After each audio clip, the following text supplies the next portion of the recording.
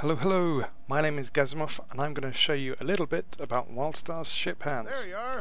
Now you probably already know that WildStar has a whole bunch of dungeons and these are kind of fixed 5-player experiences, but what happens if you don't have 5 people you want to group up with? Well, that's where Shiphand missions come in.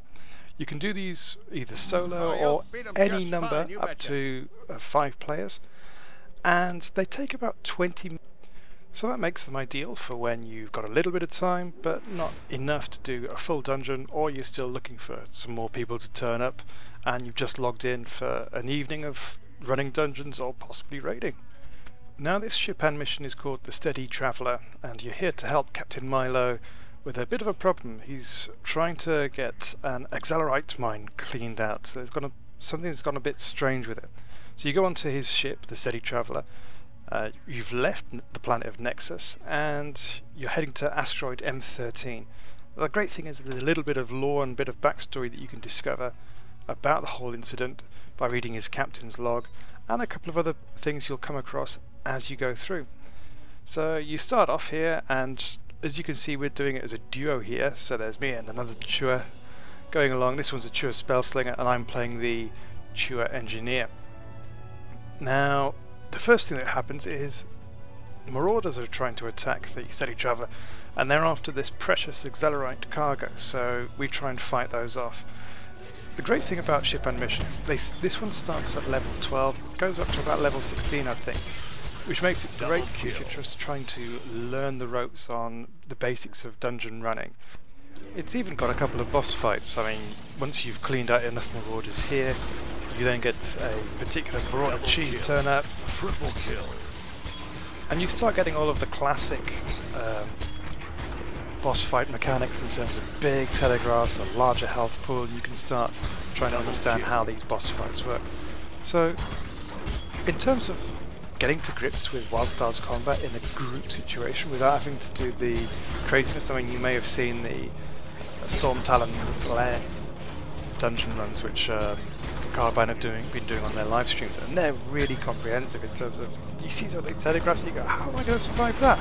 Well, do some of these, get used to it, practice doing all your dodging and diving and healing and what have you, and you'll be fine for then going into a full-blown dungeon. So once we've killed this boss and we've cleaned out all of the marauders, we can then go Asteroid Side, and here we are on Asteroid M13, which is a mining asteroid loaded with Accelerite. There's all kinds of strange creatures here, some of which are quite dangerous.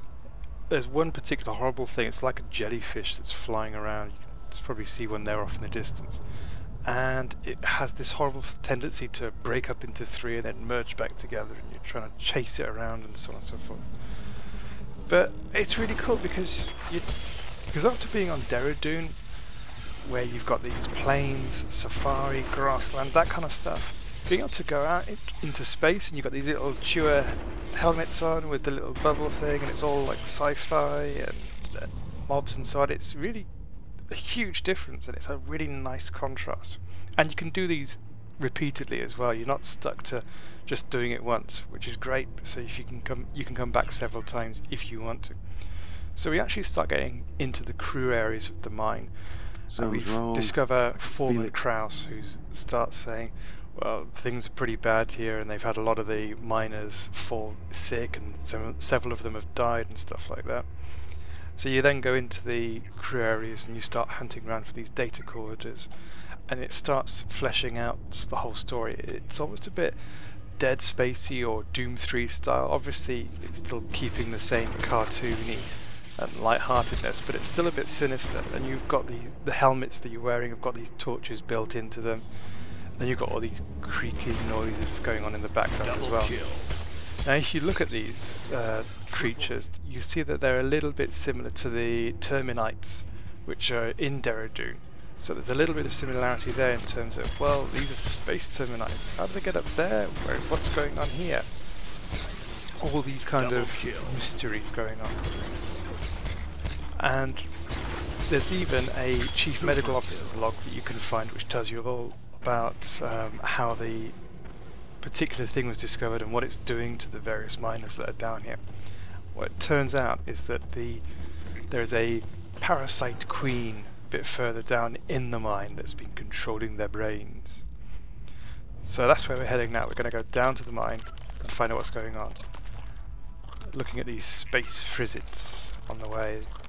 These are scary. They have no eyes, they're just this big face. They're like space jabbits, but creepy. They're also horrible. They don't die like jabbits where you just shoot them and they fall over. They're like stare at you in the face. You've played Half-Life and you get those dogs that bark at you and then charge up and then explode and then kill you. That's what they remind me of. Terrifying. They don't do that. They just stare at you with those faceless eyes. Anyway, if you wanted any kind of variety or demonstration that WildStar has got a bit more than just same old PlanetSide stuff, then here you are. So you go down into the mine. Oh yeah, there's low gravity here as well, so you can glide slowly down to the ground. You get to where there are all of these zombified crew members that you have to take out.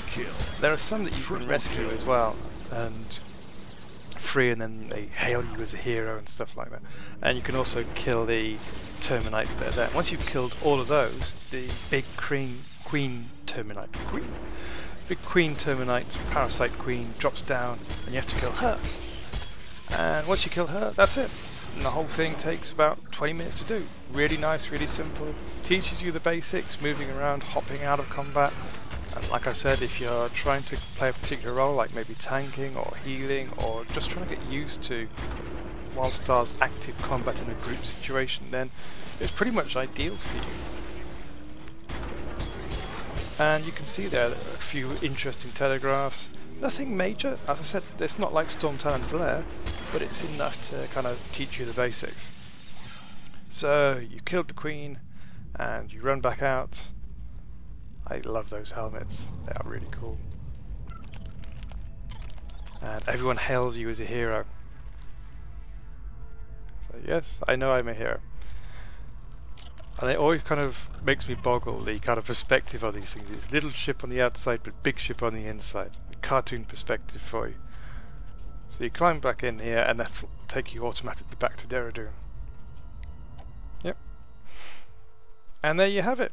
That is a Shiphand mission in a nutshell. You complete the quest and you get a reward for it, usually an interesting item.